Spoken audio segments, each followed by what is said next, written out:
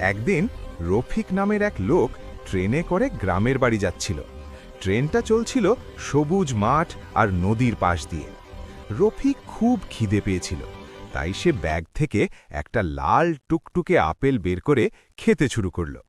Apple খাওয়া শেষ হলে সে ভাবল, ভাই, আপেলের বীজটা পকেটে রাখবো কেন? সে জানালা খুলে টুক করে আপেলের বীজটা বাইরে ফেলে দিল। কিন্তু এখানেই গল্পটা মোড় নিল। যেই না বীজটা মাটিতে পড়ল, হঠাৎ করে মেঘ ডাকল, বৃষ্টি নামল, আর সবাই দেখল সেই ছোট্ট বীজ থেকে গজিয়ে উঠছে একটা গাছ।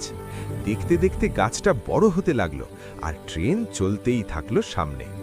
কিছু দূর যাওয়ার পর ট্রেন থামল। লোকজন নেমে তাকিয়ে দেখে সেই জায়গায় এখন একটা বিশাল আপেল গাছ, গাছে ভর্তি লাল লাল আপেল।